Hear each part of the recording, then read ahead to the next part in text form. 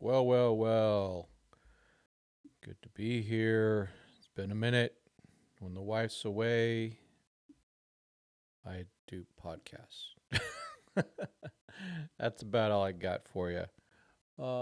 Just making sure everything's good here. Sorry about that. It's been a bit. I'm seeing the chat. That's good. All right. So, good morning, good afternoon, good evening, or good night, wherever in the universe you may be. Mike Salas in the house, History Man 2028 in the house, Dodger Blue 82.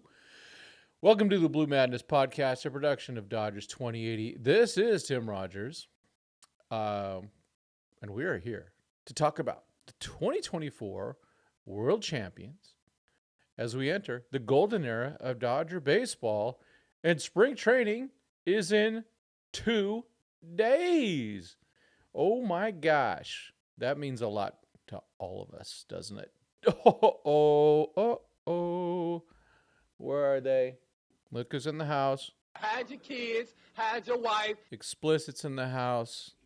My friends, man, those are good dudes. Make sure you subscribe to their channel. Make sure you're following Mike Salas and company at Dodger Beat, the Bleed Lows podcast, all that good stuff. We got so much talent out there. It's great. And I kind of like watching people pass me by, if you know what I mean. In terms of subscribers and views and all that, because they're working hard. Hey, I kind of know what I do, right? I don't do this consistently. I don't have time. I just don't. I wish I did, but I don't. So I like to see the hard work that's out there. Programming note, soon, Tuesday or Wednesday, we're going to have the one and only Clint Pasillas from all Dodgers and Dodgers territory on our podcast. We're going to talk about the offseason. I'm excited about that. So we're going to leave some of that away, obviously away with, we're not going to talk too much about those types of things today. But we will talk about spring training. And spring training means many things.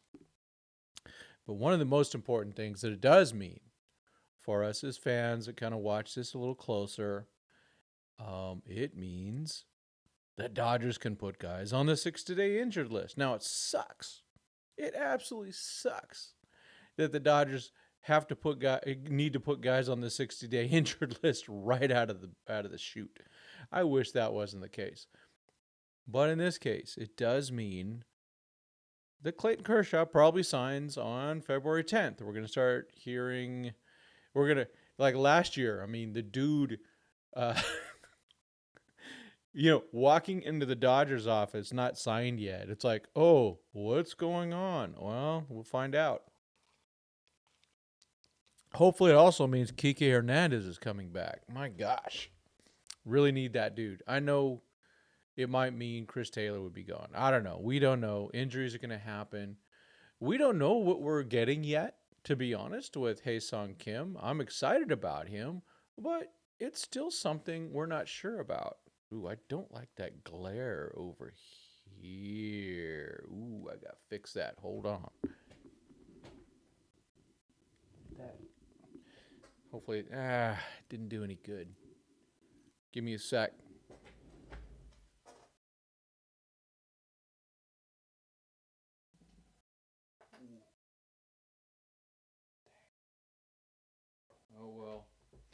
Oh well. We have glare on the in and out artwork, the important artwork.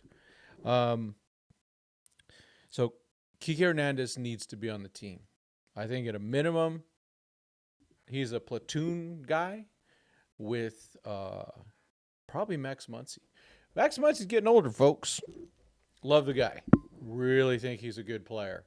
Probably, I think he's probably better than a lot of people think he is.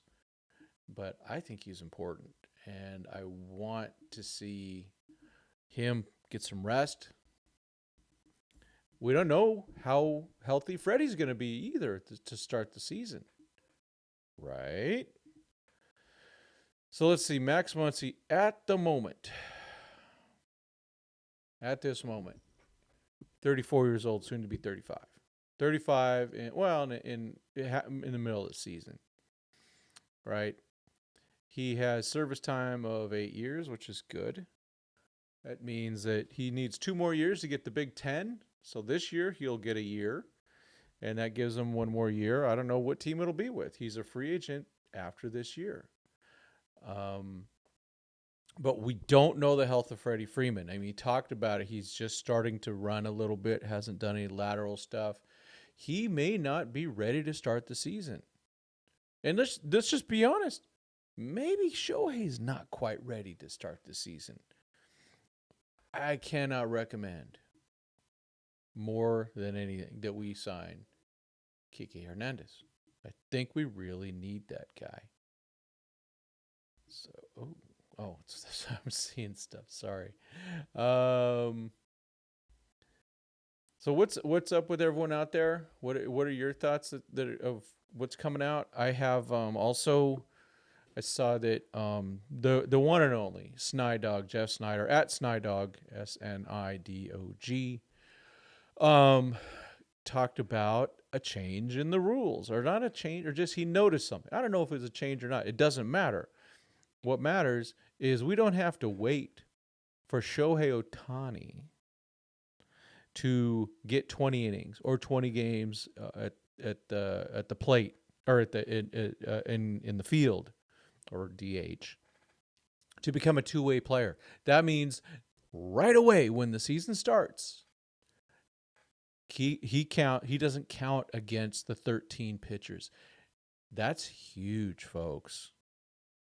It's not just huge, it's huge. We really need, that's one of the things we need, and I'm really excited about that. So there are certain things that matter, and that's one of them. With this 6-man rotation, now it's not going to matter if he can't pitch, right? So if he can't pitch from the get-go, which he's probably not, it's probably going to be May. That first month's still going to be painful, folks.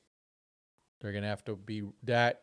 I tell you, man, the men, women, everyone, I tell you, that OKC Express is going to be in full flight. I mean, the Dodgers might as well just buy a plane for that.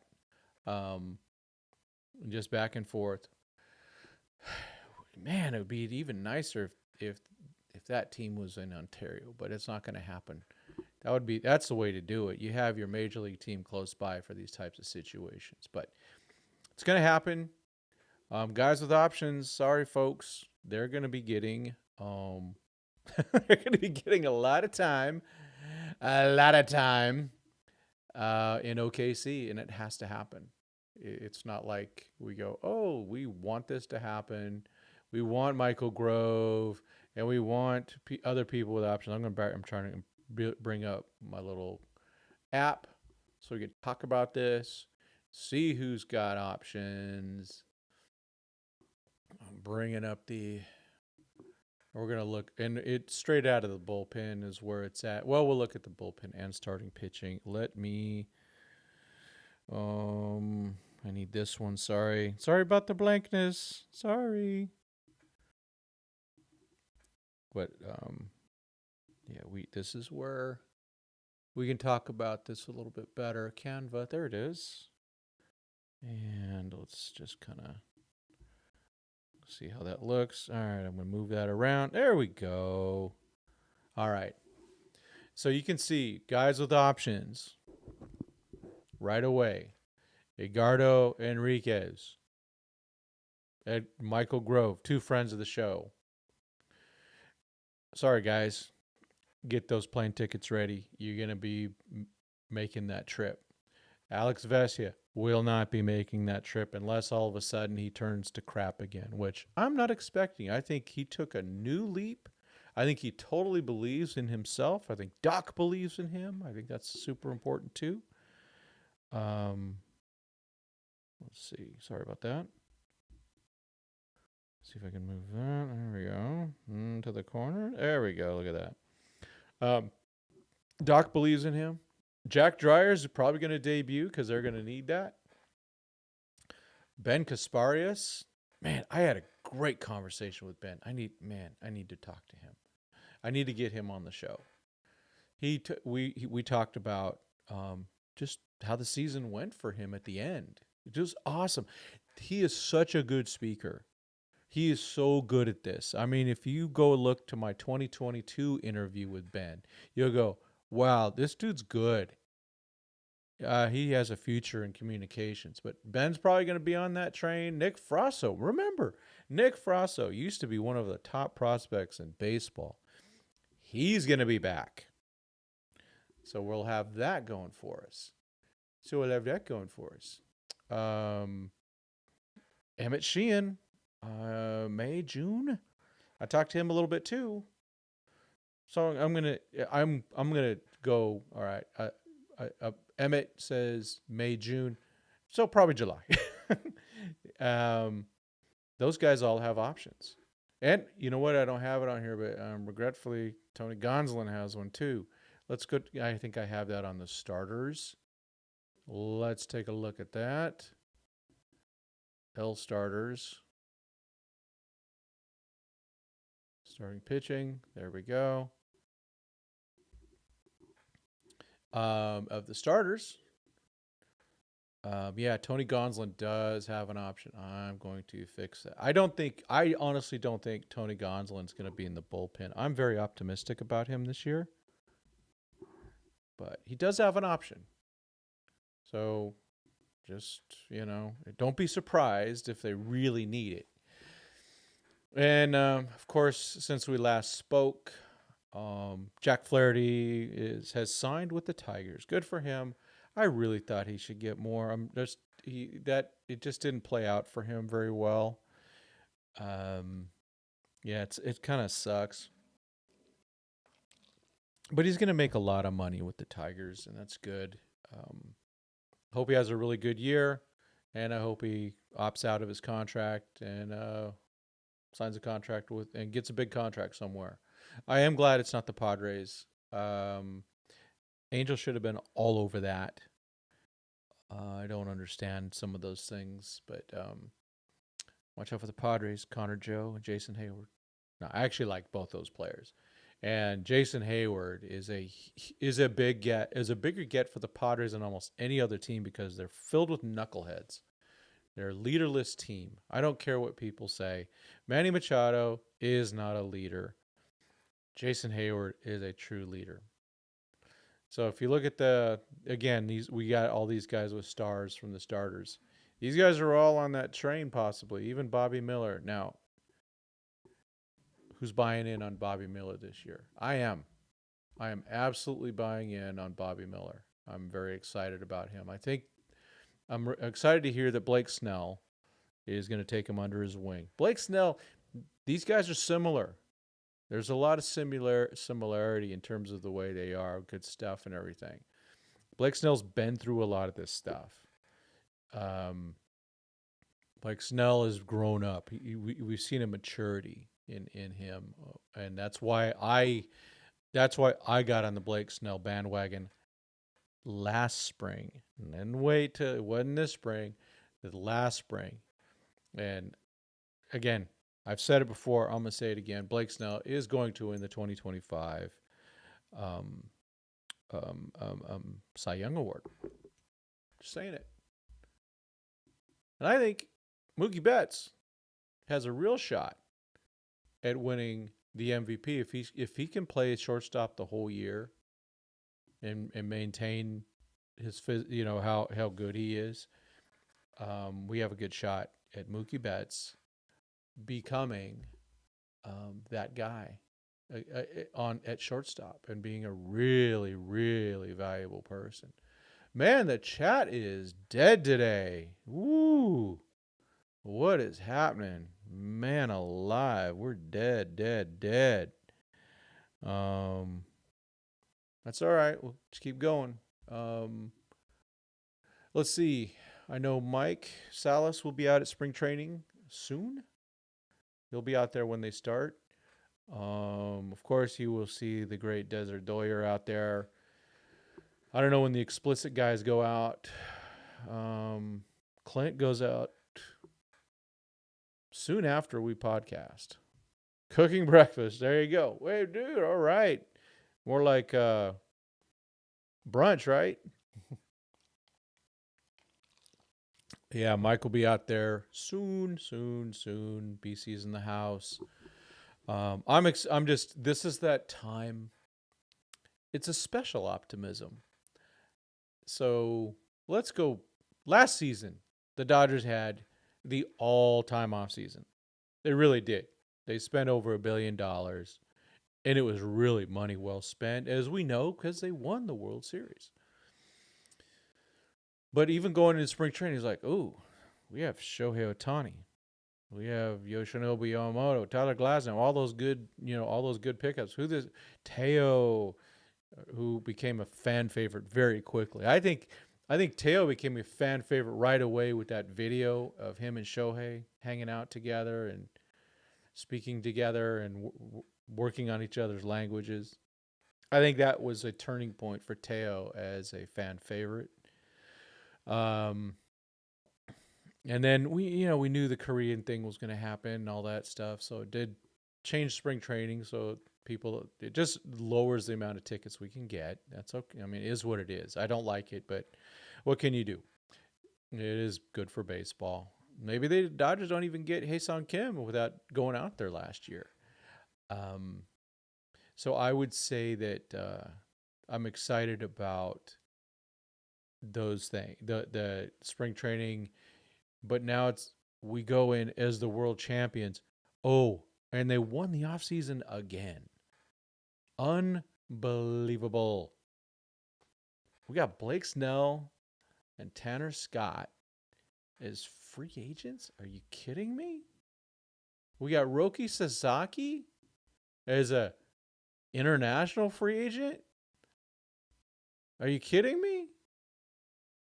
We got Kirby Yates for a 1-year deal after a phenomenal season.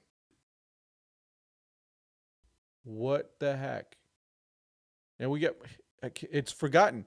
Okay, I'm a fan fest, right? I'm out there in the back with the reporters doing, where all the players come in to interview and all that stuff. I'm like, who's this dude? Oh, it's Michael Conforto.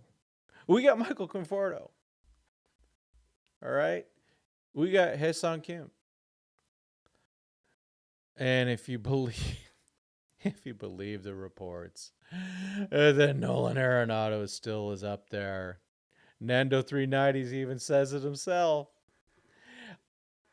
Who knows? It's some of this is going to depend on some injuries. Some of it's going to depend on let's say that the Dodgers really want Arenado. I still give that. I'm at like 2%. But let's say they're in on him. If they get Helsley. It looks like an eye to me. Sorry. Bad eyes. Let's see. Then how would Max Muncy be able to go to second base? Would that work? If it does, okay. But I still don't see it happening. But it did come up again. And so let's just say in this case where there's smoke, there's a little bit of fire. However, we're going to go back to that fake news thing. And we saw that one quote insider. One insider. And this is also for the Cardinals with I haven't seen that either, Mike. I just heard the internet machine said it, so it must be true. So we talked about fake news a little over 2 weeks ago. It's one insider on Arenado that says it's true. Now, I would believe him a lot more than I would believe the other insider who just was saying, I think Alex Bregman would be a great fit with the Dodgers. Don't even click on it, people. It's not true because he's just speculating. There's a difference between Denton, the St. Louis guy, who said there's some smoke here still with Arenado. He is truly a St. Louis insider versus I don't even know the clown who talked about Bregman being a good. All he said really was he's a good fit for the Dodgers. I'm roughing it. There is just Alex Bregman will not be a Dodger. Ignore any mention of that. I don't care if it's my good friends. Don't click on that stuff. Don't feed that beast. Don't feed the beast. That's just now the Arenado thing. I get it. It's still there. I mean, Nando. I can't. I mean, if they get Helsley, I don't. I'm gonna say something, and I'll change, and I'll fix it. But I gotta be honest with you. I don't see room for Helsley. Now, of course, that contradicts. You can never have enough pitching. And if we get Helsley, I'm all in. I am all in on that. So, but I can't see that happening. I just can't. So even though it's, kind of exciting to even think about, and it, because the Dodgers, man, if they give up any good players for Nolan Arenado, like I'm talking top 10 of our prospects, I would be kind of pissed off. Now, if there's a lot of money coming involved, okay, we can see that. Now, you got to be a lot of money, but I still don't see it happening. Bregman thing ain't happening. It's not happening. I don't see the need. Arenado, yeah. If he signs, then Kiké is out, and I would rather have Kiké. I agree with that because Kiké is a proven postseason player, and even though he wasn't drafted by the Dodgers, he hasn't been the Dodgers his whole career. That dude's a Dodger. Oh my gosh, is he a Dodger? To give up Bandit to make room for Helsley, yeah. Oh, but the ladies would be very upset with that. Very upset with that. Don't, yeah. But I don't know how much so to be honest, Banda had a really nice term. He had a really good 2024 with the Dodgers. He really came into his own. But bullpen guys they're so shaky in terms of you don't know what you're getting. You can't count. It's like you can't count on them. Where you go, well, let's get Helsley. Helsley. Sorry, I'm so sorry. Banda doesn't have a ton of value yet. Now, Vessia's got some value, but I really don't want to see the Dodgers trade him unless it's one of those things where they don't believe in him. Now, when the Dodgers don't believe in you, guess what they're going to do? They're going to trade you. So you don't know, right? On some of those things, you just don't know. But you can never have enough pitching. Keep adding pitching. I mean, I still look at. I want to pull this up again. I think it's important. Yeah, I mean, Sal, you know that there's a chance, of course, that he does regress. There's a chance that Vesia regresses. I hope not, because I think he has turned a corner. And it's really cool of Banda to become a world champion out of nowhere and become a kind of he's easy to put on the postseason roster. That was pretty cool. But he's a guy also that doesn't have options. And we do know, again, we haven't talked since this happened, I don't think. Yeah, I don't know if we talked about it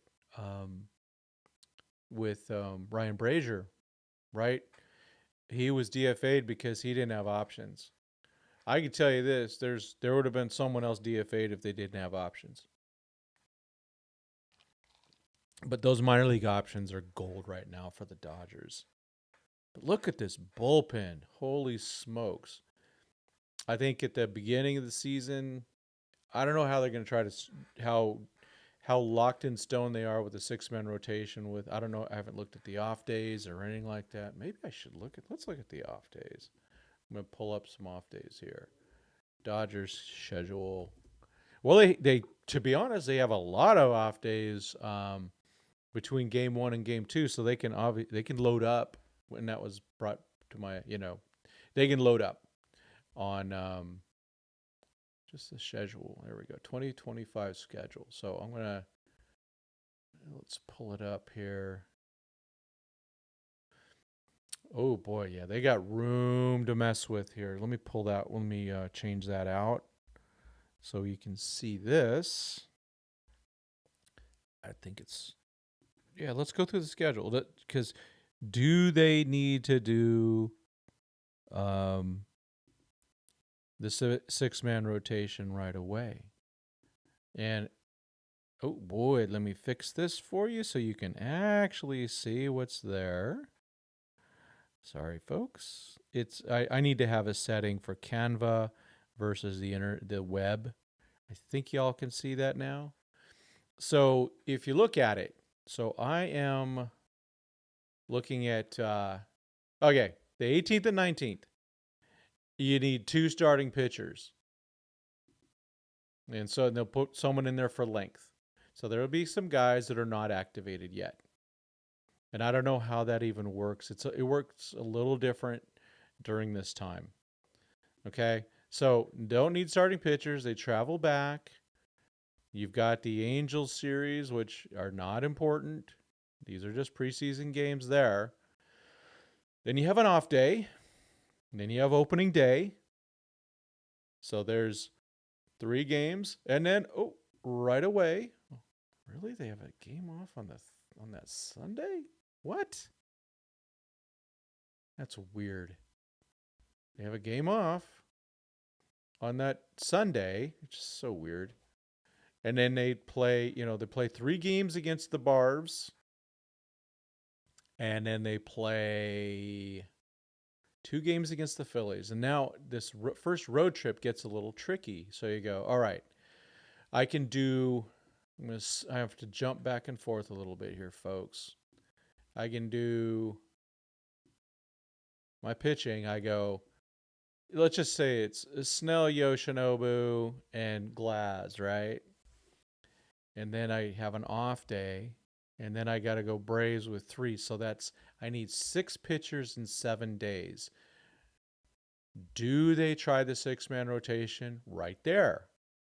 Because then I go back to the next one. I got an off day. And then I got, 1, 2, 3, 4, 5, 6, 7, 8.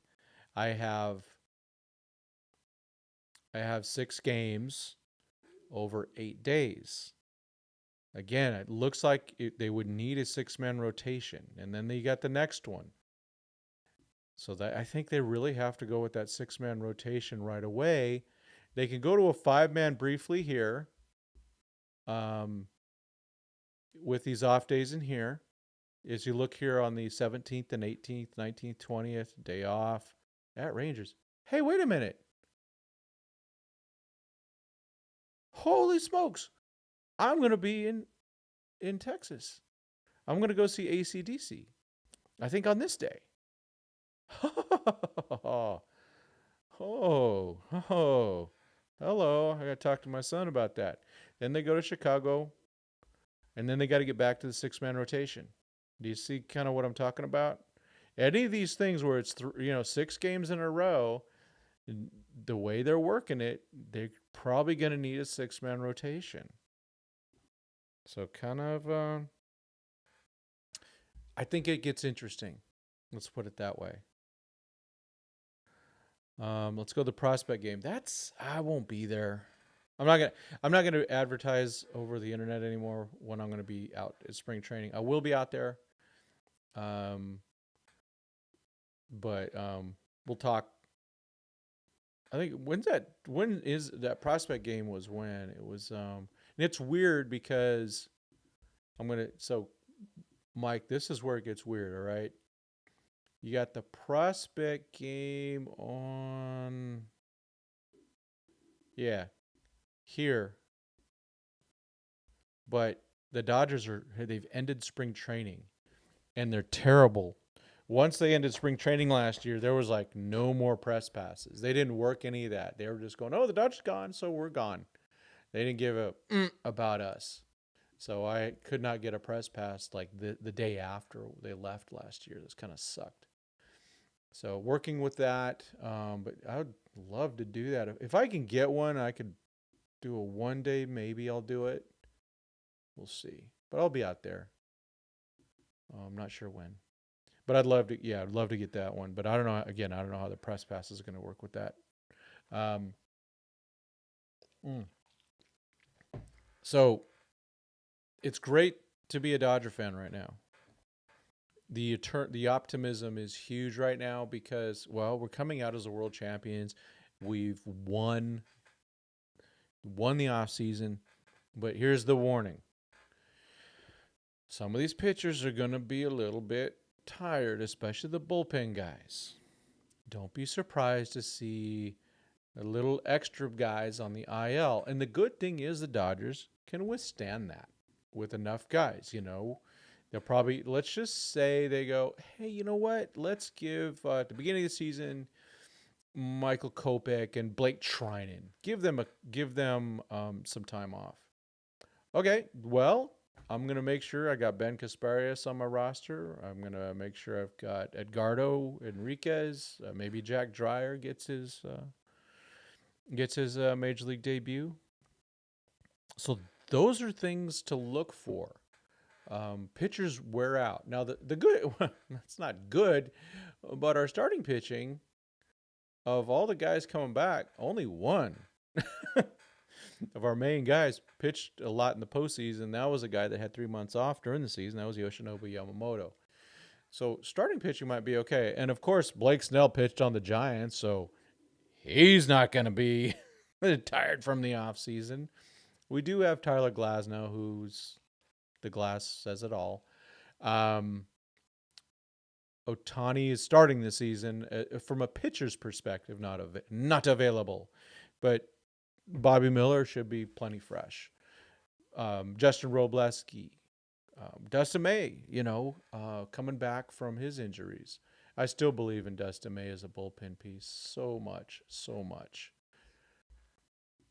But he's getting, like the rest of them, he's working as a starter, probably to begin everything, which is fine because that's where the money is, and every pitcher wants to be a starter because that is where the money is. I got to bring up our buddy Alvin. Rest in peace to his journalistic career as Dodger writer.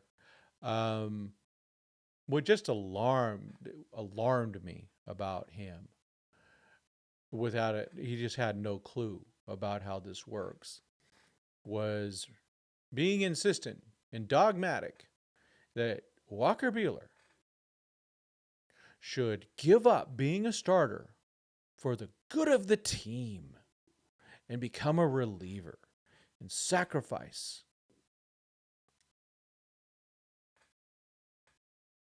as Norman MacDonald would say. Wait, what? So you're saying that Walker Buehler, coming off injuries, hasn't had his big payday yet, is supposed to go and say, I'm just going to take a Blake Trinan salary of $11 million or something like that versus probably $21 million, just so he can sacrifice for the team. Put it this way, Dustin May wants to be a starter. Yeah. Oh, okay. This is interesting from Mike Gonsolin. In his opinion, Gonsolin had the best rehab starts out of all those who went to OKC to rehab. So he's probably ready. The last thing to come together for these guys coming back from Tommy John is the command. Being able to do what you used to do, maybe do it better. I hope he's changed his mechanics a little bit. From what I saw, it didn't look like it. He opens up so much, and that with that fork ball, splitty, whatever you want to call it. I still am old school, call it a forkball. I know it's a split-fingered fastball, but that's a pitch that's dangerous. And I don't know if I just hope the Catman has made a couple adjustments. I don't want to see him get hurt again. That's for sure. I don't know if I told you guys about I think I did a long time ago, my Tony Gonsolin experience. I was at Rancho. He was doing a rehab game in 2021. And there wasn't any press or anything like that. And he kind of snuck out the back. But I heard he was heading out. So I ran to the parking lot. He was talking to someone. I ran to the parking lot. And I said, "Hey, you got just a couple questions." And he looked at me straight up and said, "Oh, sure." And I asked him a couple questions, and he just sitting there just acting, "Hey, maybe more." And I go, "Hey, thanks for your time. I appreciate it." So I got like 2 or 3 questions in. That's all I wanted, just enough to tweet something about it. Very kind man in that. I really appreciate that. When it comes down to this, I'm a nobody. And it seems like he's a good guy. Just seeing him around spring training and all that. He likes to, ride bikes and all that type of stuff. Let's see. Gonsolin should be a long reliever like Yarbrough. I'm going to pull up the starting pitching. And let's talk about that again. Just to look at what we have. I got to change it again. Shoot. I really need a better thing. I need to do better here with this. I need to have 2 different tabs for this stuff. All right. If you look at the starting pitching, you see. So let's just go to start the season off. Okay, straight out of the box. Yamamoto, Snell, Glasnow. Those are done deals. And then you go, oh, what about Roki? Because, in terms of upside, that's the guy you want, right? And you want, of course, Shohei. I don't know if Roki's going to be ready. He might be. And so I'm hoping that he is one of the guys. That would be great. So let's assume Roki gets the 4th spot. And then you go, Knack and Gonsolin. That's what I see off the top of my head. Maybe being 5 or 6. Maybe Bobby Miller works his way. That's the best scenario. Landon Knack's working on some stuff. I can tell you that. You talk to my guy Pete Soto, who's been catching Landon Knack's bullpens. Pete Soto, the man, the myth, catching Landon Knack's bullpens. Probably done now because I think everyone's headed to spring training. By the way, Pete does such great work. I got a million pictures from him. I'm trying to go through from all the events that he had. He was right in the front, catching the interviews and everything. It's great to have, he's really good. And but yeah, so I look at the healthy starting pitching and I go, well, I think optimistically, Gonsolin, I think, if you're going, hey, we got 3 spots and I've got Gonsolin, Sasaki, Knack, Miller as kind of or maybe May in that list. I think Gonsolin's got a really good shot at being in there. And of course, we know pitchers get hurt. So I do see him being a really important pitcher. I like Dustin May. I think he could be an awesome closer. But again, it's not. It doesn't pay off for him. I need to look at when he's available, when he's a free agent. Oops, I'm getting the wrong things up here. I'm all the way up. Where is it? Come on, Rogers. There it is. Rogers. All right, I need to look at Dustin May. I think both Gonsolin and May are eligible for free agency. Just want to verify. Trust yet verify. Yeah, after 2026, and then we'll go Gonsolin, or into 2026. So after this year, this is it for him. And he doesn't have any options that I saw. And Gonsolin is the same way. No. What he's got another year. So we have Gonsolin for 2, May for 1. I think really, if you look at it, the Dodgers got to make sure they got to see what May's got. Hey, Mikey, what's up, dude? I think Dustin May being eligible for free agency, the dude wants to be a starter. They're going to give him a shot to do that. And then Gonsolin's the same thing. You heard CT3 and Tony G for Arenado. Is it real? Not. I haven't checked the internet. I haven't checked Twitter, so I don't think so. I think it's a really small chance still of Arenado. But I got to be honest with Chris Taylor. Pretty soon, he's going to be a 10-year guy, which means he can void a trade. Voiding a trade means, he'll be a 10-5 guy. What's his name? Chris Taylor. Just doing some quick research. Taylor. He has. He's got. So by the trade or close to the trade deadline, maybe a little after, he can't be traded. They need to, if they're going to trade him, they need to do it probably by the trade deadline. I would do it earlier if they can, but you got to look at Taylor. They love him.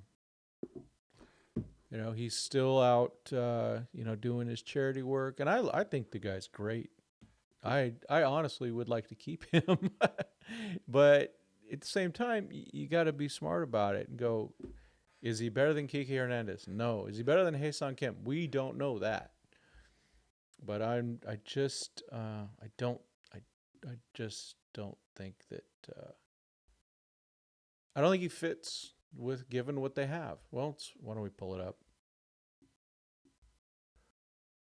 As they say, pull it up, Jamie. If you know. All right. I look at this team and I go, all right, I can have 13 position players. And I have 9 of them here. 1, 2, 3, that's 9 guys right there that I project to be starters. I don't know. I honestly don't know about this. I honestly think Andy Pages takes over center field. Edman goes to second base. Or Mookie goes to second, Edman goes to short. Who knows? But that's 9 guys. And then we go, all right, the bench. Miggy Rowe, 10. Barnes, 11. Pages, 12. Taylor, 13. What about Kiké? Kiké is better than Chris Taylor. He's better than Miggy Rowe. Miggy Rowe's really good shortstop.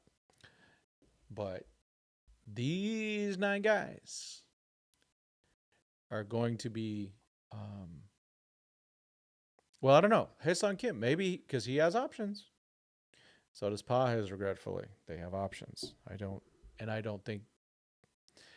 I hope Pages just goes and wins center field. I know the defense isn't where it's at, but we can talk. Let's just do this. Let's play around a bit, okay? All right. I'm going to do this. I'm going to assume we're going to leave him there. We're going to put Edman here and here. We're going to do this.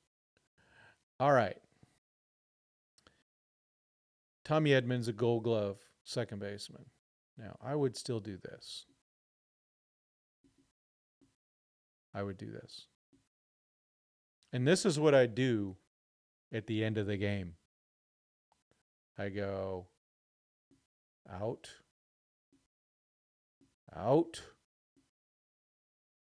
in,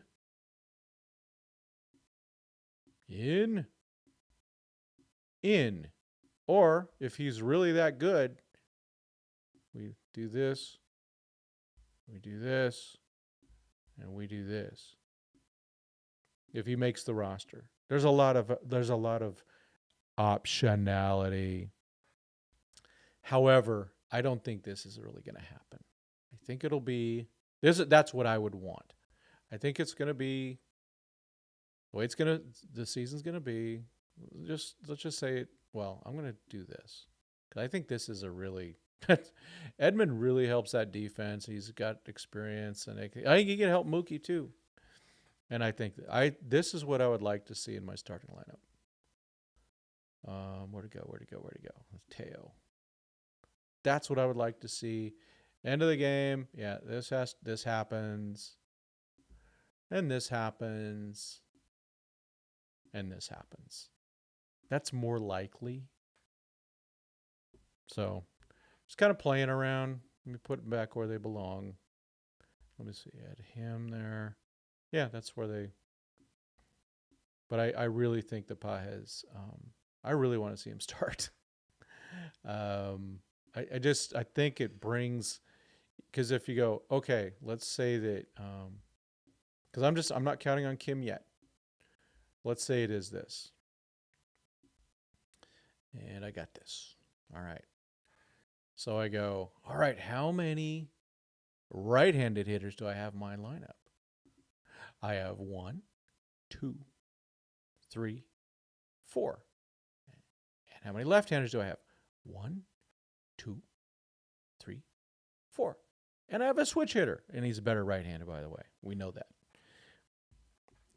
I see that, and I go, I like that. I get to do the left, right, left thing if I like. Or if I go, well, I have this guy against left-handers. No, and left-handers would not survive this lineup. They would die. And I take that guy out. I put this guy maybe here. And I don't know. Oh, I could do this. I'm all over the place right now, aren't I? No left-hander survives that. Or if he's still here, because I don't think that happened. I still think this stays until proven otherwise. I could just do this if he's back against right-handers or against left-handers. No lefties, no right-handed, no lefty pitcher survives that very well. It's pretty ugly. So, all right, enough of playing around. I like it though. I like messing around with that stuff. I really like this whiteboard type thingy that I have, this Canva thing. Tommy Tanks, built-in Swiss Army factory. Exactly. Let's see. Well, let's see. So we're going to talk about Taylor for a second. Who started Game 6 at second base for the 2024 NLCS for the Dodgers? It was Chris Taylor. Who had 2 hits? Chris Taylor. They still trust him. There's something there that they like about him. I would like to keep Taylor, but I don't want him. If it becomes, hey, first of all, I don't want any gifts. No gift roster spots. Except for Kershaw. I'm going to say it. Kershaw, when he comes aboard, get him in there, option somebody, see what he can do. But if he doesn't perform, back on the IL or retirement. With Chris Taylor, he has to earn a spot in spring training. And if the team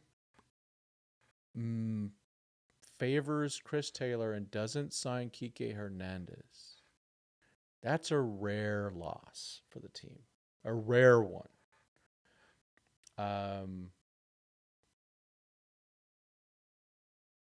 Yeah. So no, Taylor fulfills the thing. And BC, Andy Pajes didn't even get to play.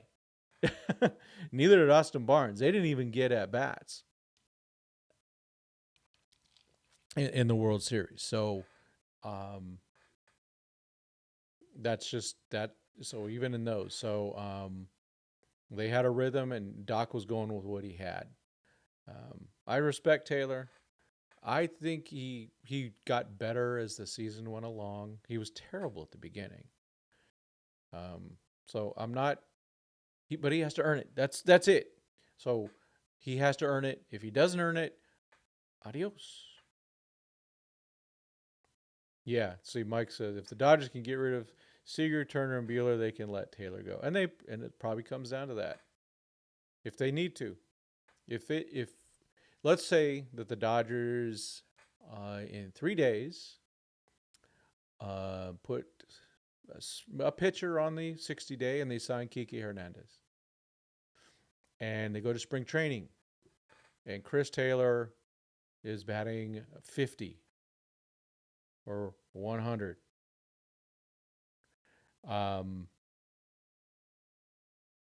He should be released. It's right now it's too late to release him. Now you could trade him, but there's no need to release him now because they're going to have those roster spots. But spring training's a big deal. I think it's a big deal for him. And if he can't do it, then he should be released. And that's and I don't think, to be honest, I don't want to see them trade him to like a team like the White Sox or something like that. That's not right. You can release him, but don't trade him to a dumpster fire.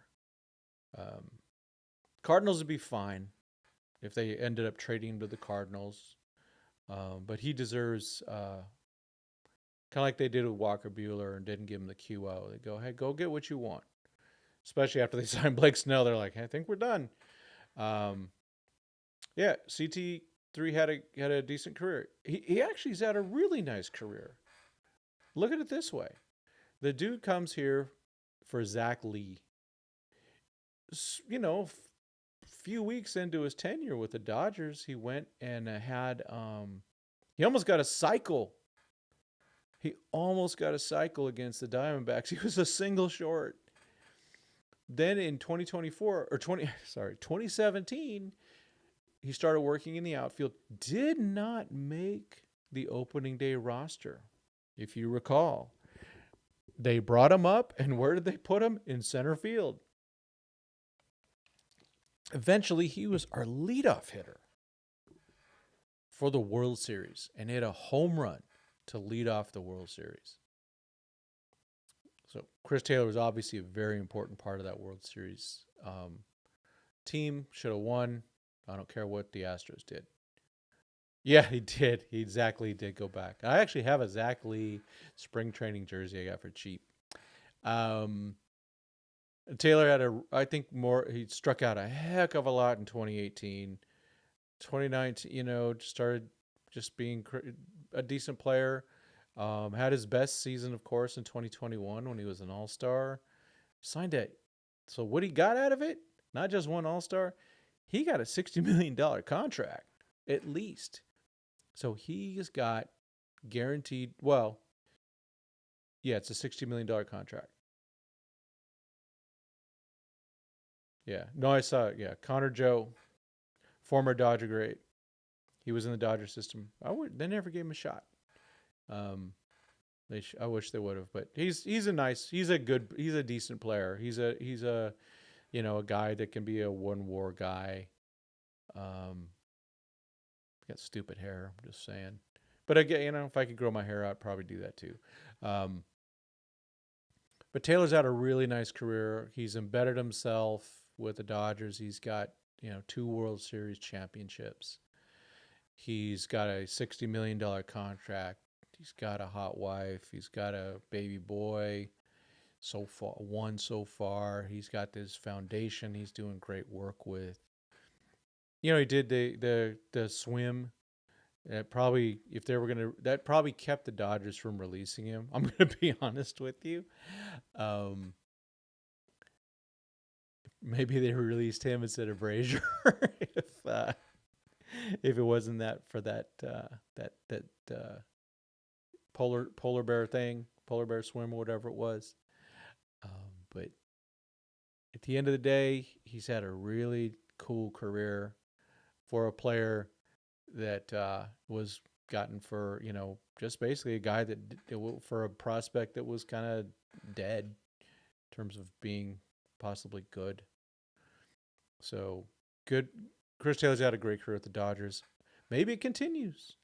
Maybe there was some injury. You know, I know he had injuries.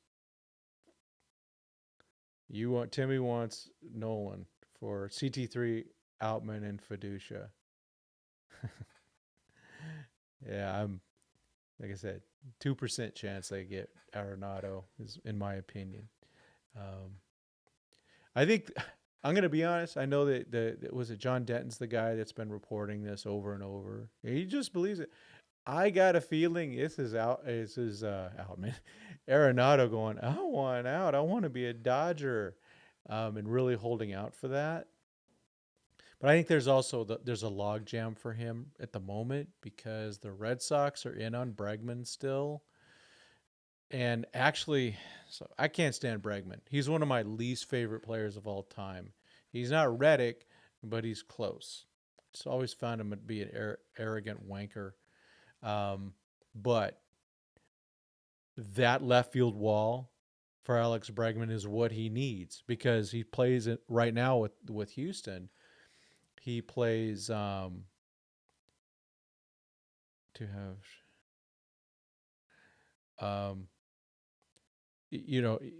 for him to be in Boston versus Houston. I mean, it's a short porch out there, short porch in Boston. You just hit fly balls and it goes out. Yeah, I don't worry about the batting average from last year. If he earns it this year, Taylor can be on the roster. But he's got to earn it. That's all. You can't just go, oh, let's just give it to him. But if, the Dodgers sign Kiké and James Outman has a great spring and Kiké, well, we know what Kiké is. I don't care what he does during the spring. I care about what he does in October. And Hae-Sung Kim has a great spring, then he shouldn't be on the team. Don't do that to these guys. Don't block guys like Kim or Outman or Pages unless it just has to be merit based. It just has to be.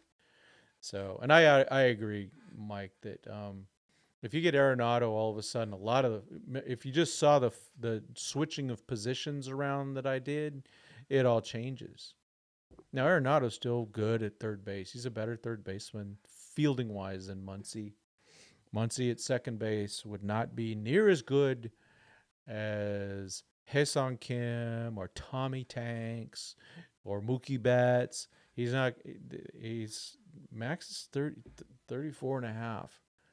I just don't think I don't think it's a good idea. You'd have to have Muncy out after like the fifth inning.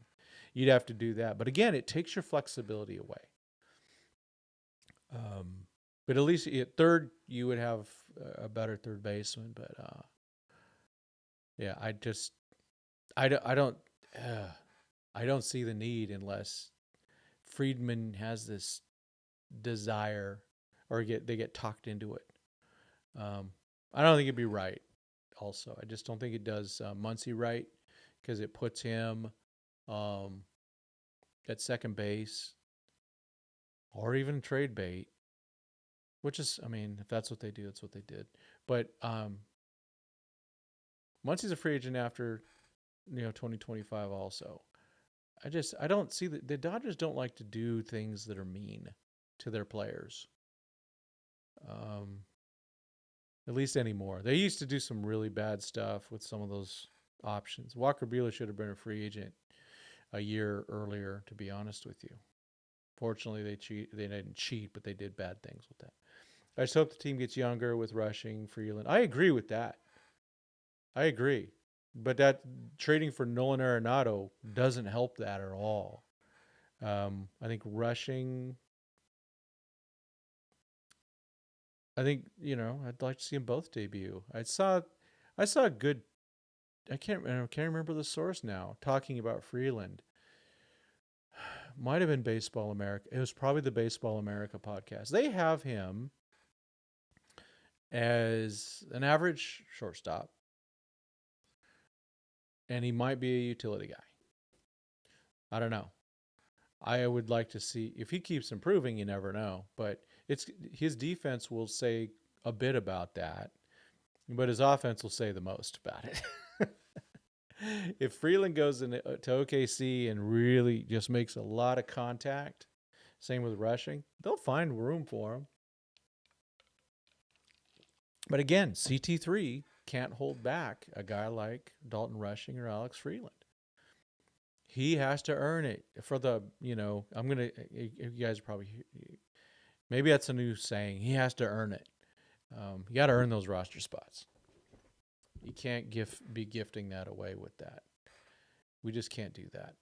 Question, does anybody watch The Foul Territory? I love that show. I watch it. Yeah, I watch it. I mean, right now there's so much baseball. There's so many baseball channels.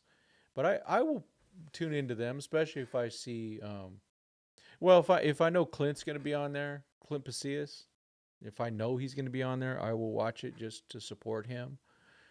He does sometimes show up on Foul Territory.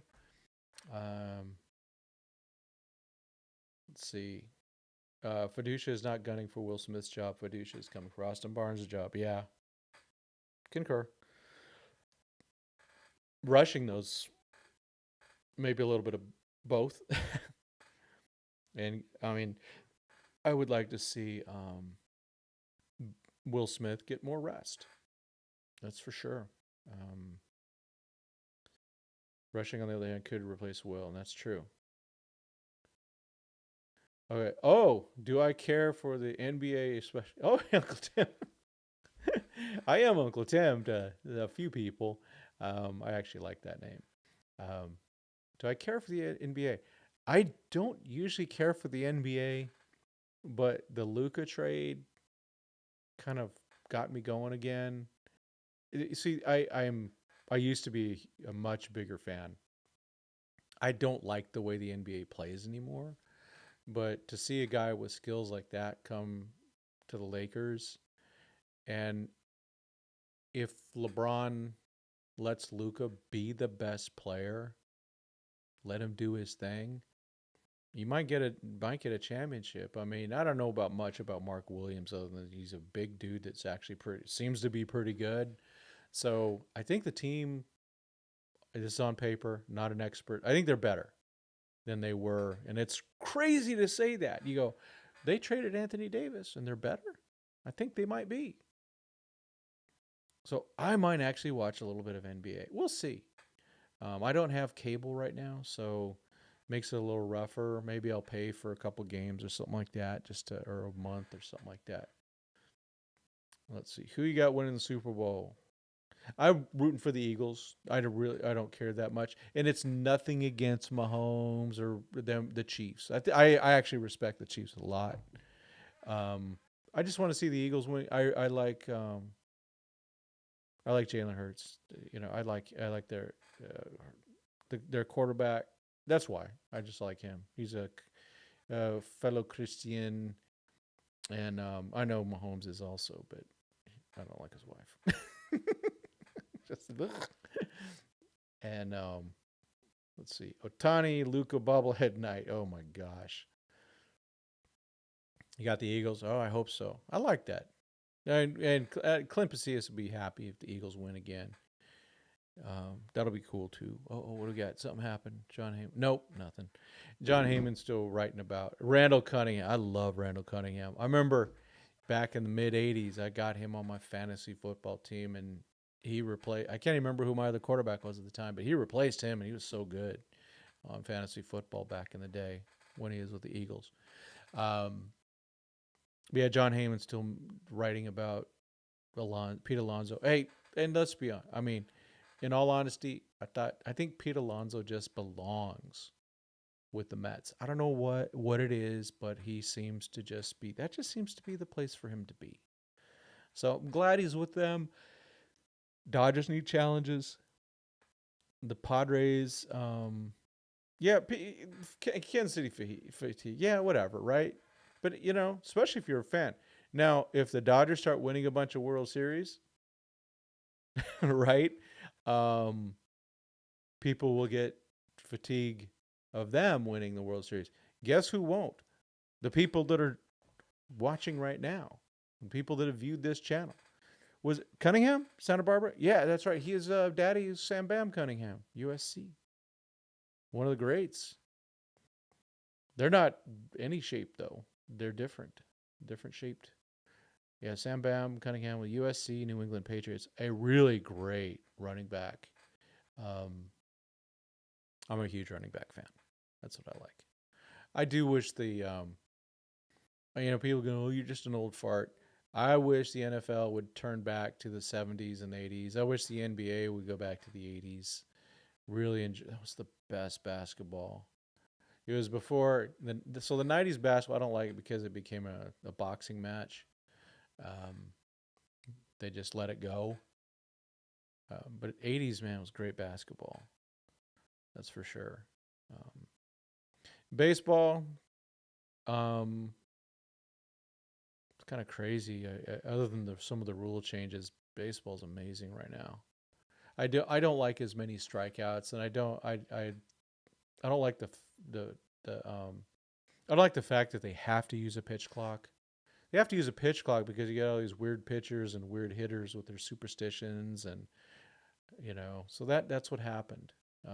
When the game went from 2 hours and 35 minutes to 3 hours and 15 minutes, they did something about it, and I hate it. And I hate the stolen base thing. I hate that you can't pick over. But in terms of watching baseball, oh, it's so good. The skills. Marty McSorley. Oh man, Charles Oakley's. Marty McCash is Van Smack would call him. But probably because he did a contract. I don't know. Charles Oakley's. Oh my gosh. Yeah, Charles Oakley, man, that dude he was a straight up thug, man. But the Lakers kind of did that a little bit with Rambis. You like slugging strikeouts. I think the strikeouts are bad for the pitcher's arms. There's too many strikeouts. A lot of pressure on the arms. Oh, Timmy.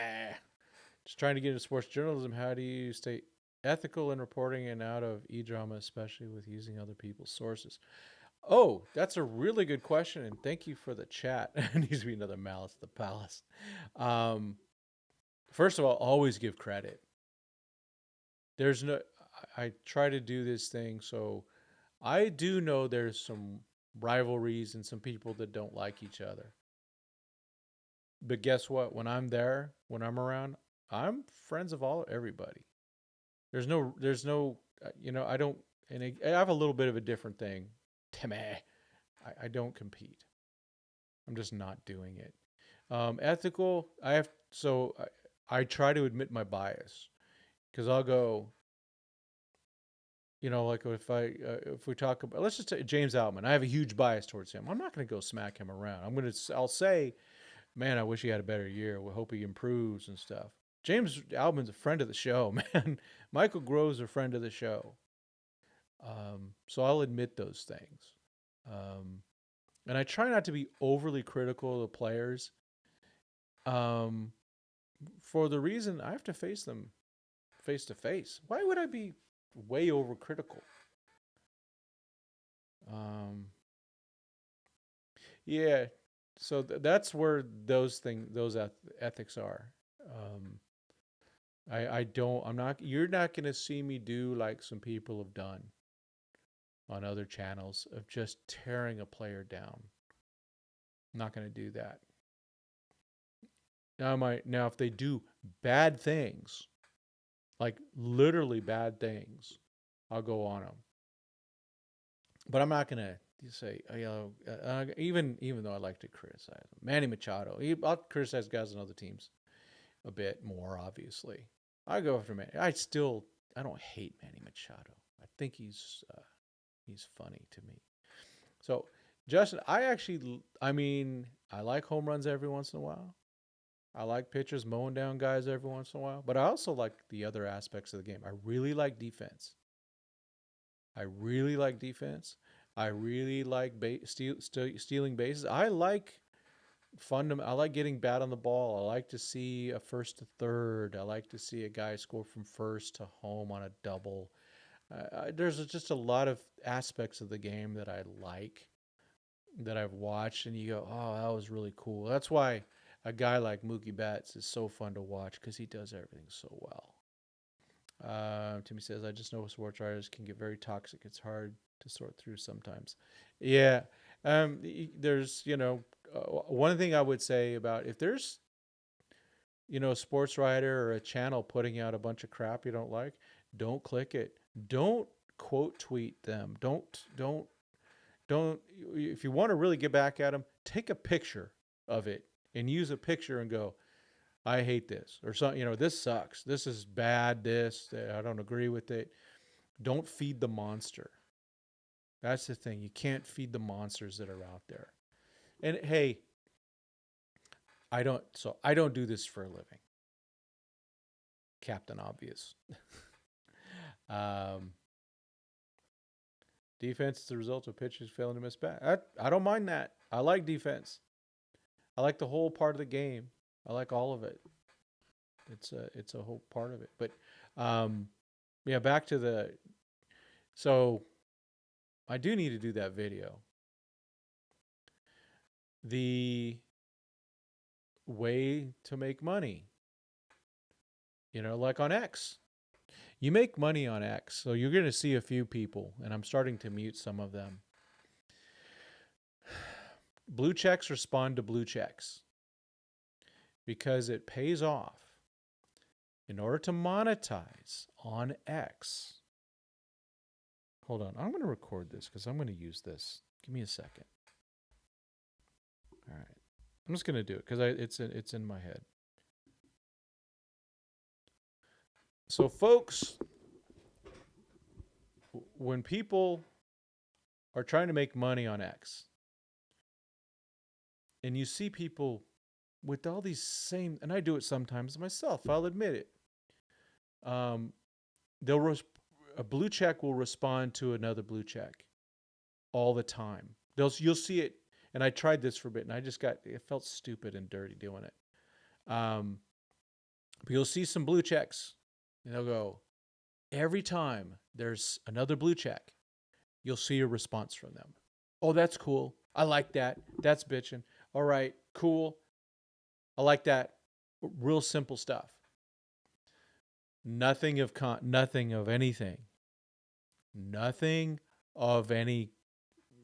What they're doing is they're trying to build their blue check followers. Blue check followers, you need 500 to monetize of blue check followers. And you need to have 3 million views. Was it 5 million views over 3 months? And then you can monetize. Myself, I am not close to that. I'm going to look at mine really quick. I haven't even checked it in a few weeks. I'm going to look at my analytics really quick. I'm not going to share it with you right now because I'm just not ready for it. That's Grok. Where is it? Where's my analytics? There it is. I'll tell you what they are if I can get to them. Analytics. Oh, X is in a funk here. Try that one more time. Analytics. Oh, that's articles. That's why. Nah, never mind. Can't find it. Huh. I can't find my analytics pages. Okay, but that's what happens is they go, oh, I'm going to do this. I'm going to tweet little things out to other blue checks, trying to get blue checks to follow, because if you get 500 blue checks and I think 5 million views over 3 months, you get monetization, which means you're going to start showing up more. Now, I do have a blue check. I admit it. I would love to get monetized, but I'm just not going to. I tried a little bit of the soul selling there, and I didn't like it. I didn't like the way it made me feel. I felt my content sucked. And so I have over 3,000 followers. I think that's pretty good for just a boring old dude. And I can do, there's a lot of my headlines I try to make not too clickbaity. I want you to click. I admit that anyone who lies and says that we want you to click, but I'm not going to sit there. Who are the Dodgers doing blah, blah, blah?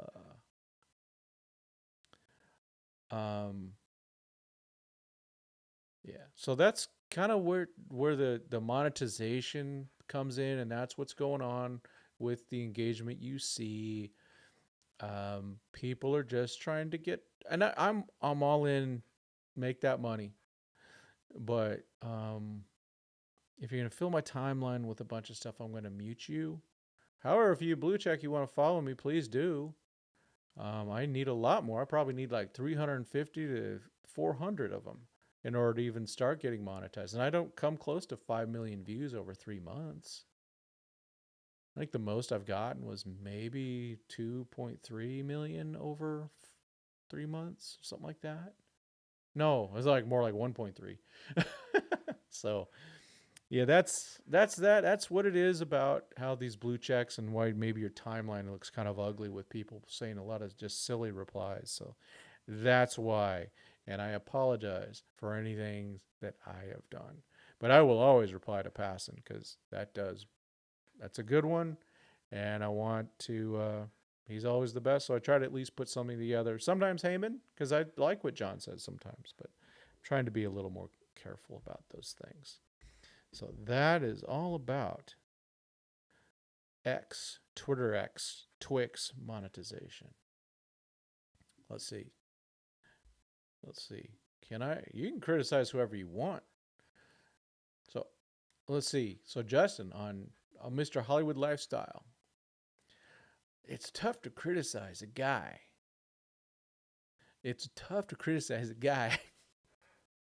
That makes $245 million over 7 years and barely plays. Other than, dude, what happened? But no, I'm just kidding. What a disaster that is. Does he care? Doesn't seem like it. Calls himself a Christian, but I really didn't like the way he behaved with those fans. Wanting to fight him using the language he used. Dude needs to repent using a little Christianese on you there.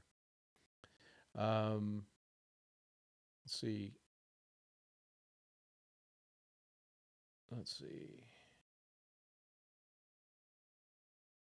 Yeah, I mean, and Mikey brings up using filters. So, X has a mute button. I use the mute button a lot. I don't like to block people, but I will. And it's when they get really nasty. But on my channel, I also I have multiple channels, but my channel that I use for my main stuff, I block out most politicians. I block out most celebrities. I block out people that are just really bad actors. I block out other sports teams because I don't want to see that on my baseball timeline. But then also I start seeing stuff. Oh, this person's clearly just engaging and not doing anything that I ever care about. I'll mute them. Now I might miss a good tweet or two from them, but who cares? It's just a tweet. But I don't. Yeah, the stuff that's going on all social media, and it might kill social media eventually.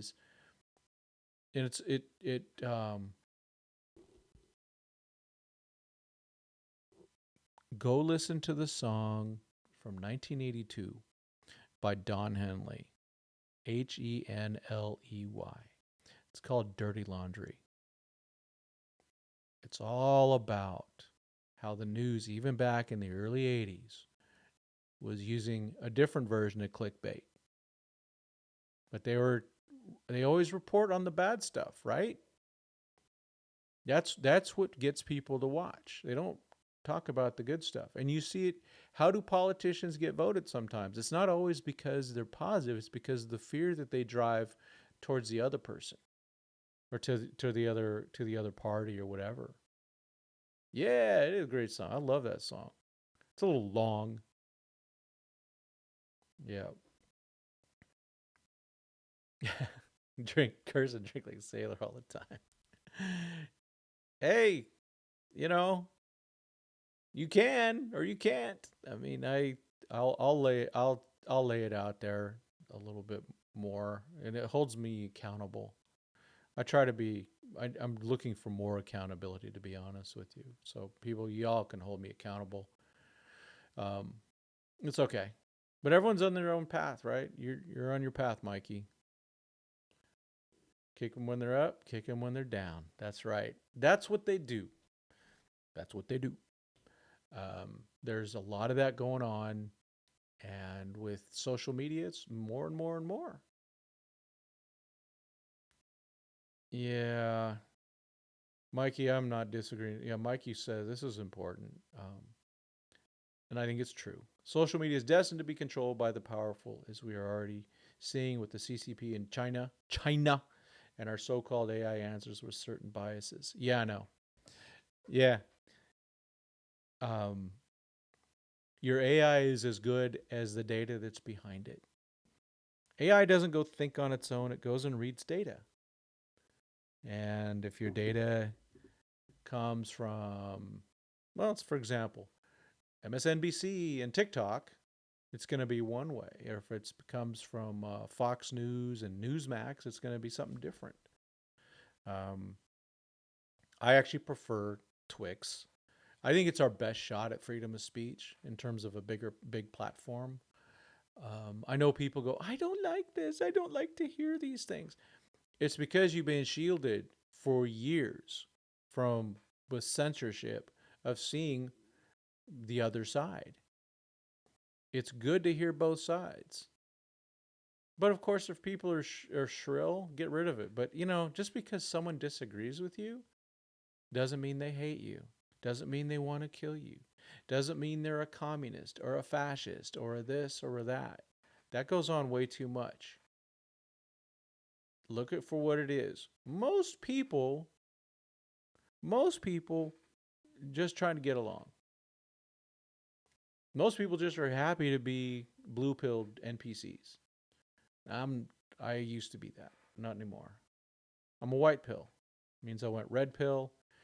To be honest, the pandemic red pilled me the heck out of it, and then white pill because I'm a Christian. Bubblehead Bleach Blonde comes on at 5. Oh, I know the lyrics are so good. Again, Don Henley. He was the drummer and vocalist for one of the vocalists for the Eagles. Dirty Laundry. That's the song. That is the song. It's so good. So yeah, there's a lot of social media stuff. So I know we're off baseball. If anyone's got any baseball stuff, we'll be happy to talk about it. Um, but yeah, in general, people just want to get along. They don't want to hear stuff, but there's also people that are way over saturated, and well, you see it. You got what's her name? Selena Gomez. Geez, what kind of echo chamber do you live in there? My people, dude, or whatever you are. I know she's a young lady, but that was absurd, and we're seeing that. Yep. Yeah. As a Christian, you should be optimistic. That's for sure. I don't know about other religions. All I know is what I am, which is a Christian, as Bob says. If you know who Bob the Builder is, the real Bob the Builder, I dare you to look him up. Might change your life. Bob the Builder on Google. But yeah, Christianity is optimistic no matter what happens. No matter who's in charge. But yeah, there's a lot of people out there trying to get clicks. You can see a former rap superstar just needs his meds, getting clicks. But you'll see it we talked about this with that whole fake news thing. So it's time for me to get my act together in terms of get my day on. I still need to clean this room a bit. You can't see on the other side. I think my members have seen the other side. So if you want to join my memberships, you might see the other side. How bad it is right now. Looking forward to spring training. Looking forward to staying up, waking up at 3 a.m. to watch Dodger baseball. Looking forward to Clayton Kershaw becoming a Dodger again. Looking forward to Kiké Hernandez hopefully becoming a Dodger again. That's not in stone. Kershaw, that's happening. Oh, Mikey, I'm going to challenge. So I would say the best vocal for the best American band ever is John Fogerty and Creedence Clearwater. I'm just saying it. I love the Eagles, though. But I think John Fogerty, that's my dude. That's my dude, Mikey. Oh, my gosh. I love Creedence is just so good at swamp music. Matthew 7, do not judge as you be judged. I don't think it meant. Yeah. That dude. Hey, you know what? In Mikey, you bring up a good point. When it says judge not lest you be judged, oh, I'll take it. It's not terrible. Judge, it's not, it's just saying, if you're going to judge somebody, expect to be judged. If I'm going to judge, let's say someone's behavior. So I'm doing a little bit of judgment today, right? I'm judging a little bit on some of the content that's out there. Then I better be accountable myself. Does that make sense? Behold, Big Blue Machine, Conforto, and Pages will be a combined all-star. I actually think, Necron, sorry. I actually think that I'm hopeful that Pages wins that center field job. That's what I'm hopeful for. I want to see him every day. Wouldn't you hate to see a 23, 24-year-old become just a platoon guy? But Conforto platooning with Kiké Hernandez or someone like that, I don't know, working a complex platoon. Conforto's a good player. Maybe he doesn't even need a platoon because he didn't platoon last. His stats against lefties were good. So maybe he doesn't even need to platoon. Remember, that guy used to be a pretty good player until it was the shoulder, right? And his numbers outside of that park, or is it Oracle Park? Up in the Bay Area, in Frisco. I'm saying it over and over. People up there, I don't care. Frisco. His numbers were terrible there, but numbers outside that park were really good. That's why they signed him. I think that might be one of the best deals, and we're going to all be clamoring, hopefully at the end of the year, to go, we must re-sign Michael Conforto. Let's hope so. But I would love to see, well, Pa is going to get some of those at-bats. If they decide to platoon, I can see that's the minimum. And that's a pretty good platoon because Pa was better last year against lefties. But I really want to see him get a chance against both. But if he proves he can't do both before the trade deadline, then there we go. That's what it is. That's what they do. All right. So, okay. I know we definitely verged off of baseball for a bit, talking about censorship and social media and clickbait and all that. I don't mind it. I would love to have a channel where I could talk all about that, but I don't feel like starting over. So if the channel starts heading towards that, I'm willing to talk about it. Or maybe I could just have a show that's on the channel that says non-baseball. We could talk about stuff, but I'm fired up. Yeah, John Fogerty. CCR. Just if you have any, whether it's Spotify, Apple, or whatever, just get all those albums and just listen. They're just so good.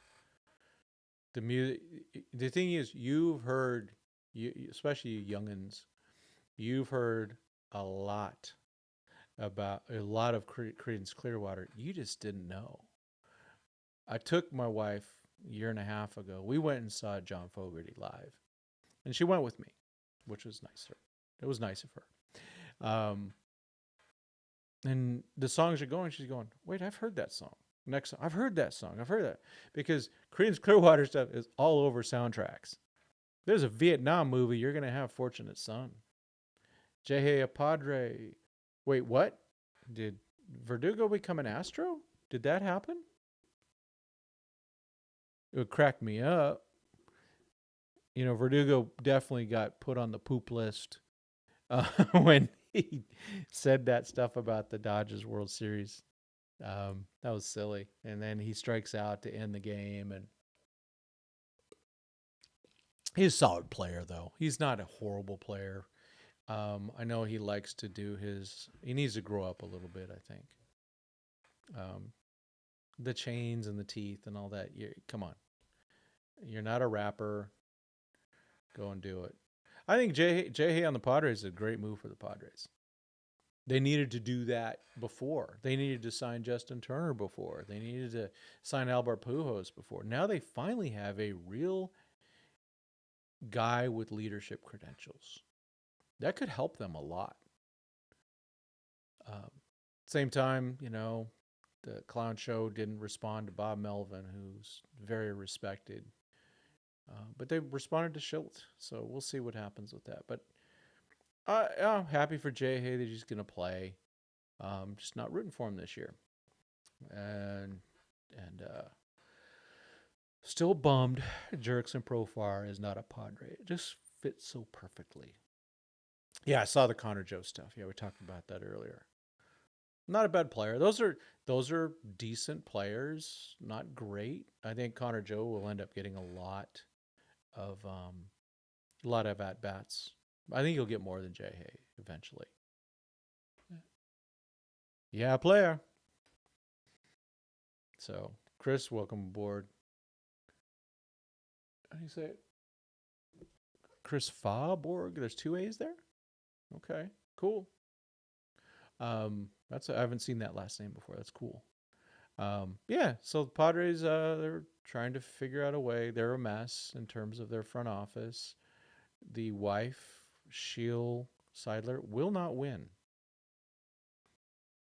She will not win this thing. They have what they have. The books are probably a mess. And that's what they're doing. They're going, hey, we got to get our act together.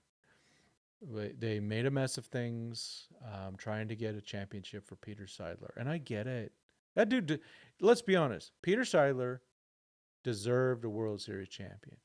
He just on the wrong team. I wonder if he was part of any of those ownership groups that tried to buy the Dodgers back in the day. Thank goodness we got Mark Walter. Oh, I worry more about snakes for sure. Yeah, for sure, Mikey. San Diego Padres will still blow next season as they always do. Worry more about and I think the Padres kind of play that every other season thing, so they might be in for a rough one. We'll see. We'll see. You know, some of this could depend on how much does Jackson Merrill improve. Can Xander Bogaerts become an average player? Not a good player, an average player. I think they're making a huge mistake with Bogaerts at short. I honestly think they should take Jackson Merrill and put him at shortstop where he belongs and do that. Oh, Dodger Blue 82. Do you think Andrew Friedman goes into the Hall of Fame? Absolutely. Yes. I think he goes in for sure. I think Dave Roberts goes in. And I also think that, and I've said it before, I still need to make that video. Stan Kasten should be in the Hall of Fame. Those are 3 Hall of Famers. If you look at the overall work of their career and you compare to some of the other clowns that are in, they deserve to be in. That's for sure. Andrew Friedman getting the Blue Jays, Devil Rays into the World Series was amazing. Dave Roberts is just piling on the statistics. He's got his 2 World Series wins. I think he's in. I do think he's in. Stan Kasten has built 3 franchises: Braves, Nationals, and Dodgers. Stan Kasten's the one that came in with the ownership group with the vision. I would love Oral Hershiser to get a reconsideration on the Hall of Fame. If Dave Parker's in the Hall of Fame, Oral Hershiser should be in the Hall of Fame. If Harold Baines is in the Hall of Fame, Oral Hershiser should be in the Hall of Fame. If Jack Morris is in the Hall of Fame, Oral Hershiser should be in the Hall of Fame. if John Smoltz in the Hall of Fame, Oral Hershiser should be in the Hall of Fame. There's a lot like that. I think it's getting a little bit weak. They're opening the door too much, so you got to let everyone in. Hershiser should be in. Start looking at Ron Say. If you're going to talk about Scott Rowland getting in, Ron Say. A lot of guys, they pile on the WAR, but you go, when were they ever someone that I go, they're just really solid and really good? Fernando is not in the Hall of Fame. Even the Dodger, he's a Dodger legend with his number retired, thank goodness. But he's not in the Hall of Fame. I think he should be in the Hall of Fame, not just because of his numbers. His numbers were fantastic for 6 years. That was it. But is baseball even close to the same in Los Angeles without Fernando Valenzuela? How much of the Mexican community, the Latinos that are in Southern California, would not care about Dodger baseball without Fernando and what he did and how he brought the love back? Remember, a lot of Mexicans were displaced when the Dodgers built Dodger Stadium. I was just very simplistic, but there was people that were not happy with that. A lot of them. Yeah, Mikey. So I'm all in with Ichiro being in. I really don't give a crap that he wasn't a unanimous, but remember his defense was super good. He was a great player, and I'm glad that he's in. But to me, he wasn't. I just don't care about the unanimity. If I always go, if Willie Mays and Hank Aaron and Babe Ruth, Ty Cobb, Ted Williams, Sandy Koufax, blah blah blah blah blah, were not Hall of Famers or not unanimous Hall of Famers, then neither should Mariano Rivera or Derek Jeter or Ichiro Suzuki. I'm tired of that stuff. And I don't like the fact that people want to bully people into voting public. Don't. Keep it private. I would actually make sure, I would encourage people not to make their votes public. It's like, oh, if I go, does that mean I get to show my ballot because, a politician didn't get in with enough votes? Even though they should have had, they got in, but they didn't get enough. They didn't get more. That's silly stuff. That's really silly stuff. Ichiro's in. I'm really happy about it. Yeah, Hershiser's in the Dodger Hall of Fame. What they call it, legends, right? And Fernando is too. Steve Garvey. I think this year it's Ron Say going in. Thank goodness. Dusty Baker got in last year. I think Ron Say should have been in before that. To be honest, Ron Say should have been before Garvey. Ron Say had a really good career. Look up all-time Dodgers WAR and just sort, and you'll see. I always looked at a Hall of Fame induction, whether or not one can tell the story of baseball with or without a particular player. Yeah, and I look at and I go, Ichiro Suzuki. Oh, yeah, for sure. That dude's legendary. And then, but then you go, Scott Rowland. No.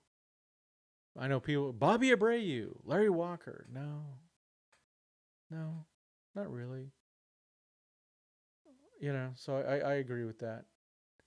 Yeah, Pete Rose, I still will never put him in because of the rules. That's only the rules, because that's the rules. They could change the rules and put him in. I actually think all the steroid guys on, or most of them, should be in because they put Bud Selig in. He didn't belong in.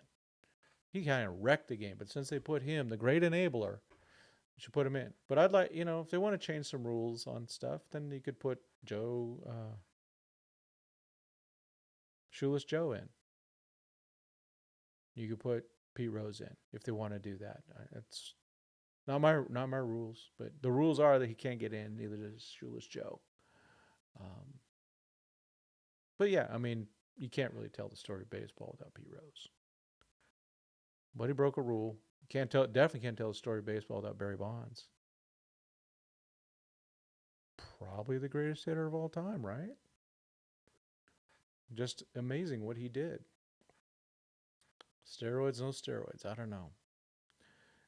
To be honest, I think Adderall is more of a performance enhancing drug than some of those other things. Even those other things will keep you, maybe stronger and healthier. But the Adderall, being able to focus, big deal, especially over 182 games. So that's just, those are just opinions. Everyone can have opinions. I really don't, those are not gonna hurt me if you disagree with me. But just throwing my stuff out there. Dwight Gooden. Oh my gosh, he was so good. Oh my gosh, Doc Gooden, man. Yeah, Rafael Palmeiro should be let in. Yeah, they go, well, there was testing and there was warnings. You know what? I don't know what happened with that. And do you trust the testing? Rafael Palmeiro had the numbers. That's for sure. And he really should be in. But they go, well, he cheated. And I don't trust some of that testing. I just don't. Testing gets better and better. But do I trust testing from 2005? I don't know. I don't think I do. Not as much. I don't know. I'm not a doctor. All right, I got to get it going. All right, folks, thank you so much. As always, y'all the best. You are the best. Let me get this out. Let me go with it. So I'll leave you a little blessing. The Lord bless you and keep you. The Lord make his face shine upon you and be gracious unto you. The Lord lift up his countenance upon you and give you peace. Those are amazing words from the scriptures, the Holy Scriptures. So there you go. As always, thank you so much. We will talk again soon. As always, God bless and go Dodgers.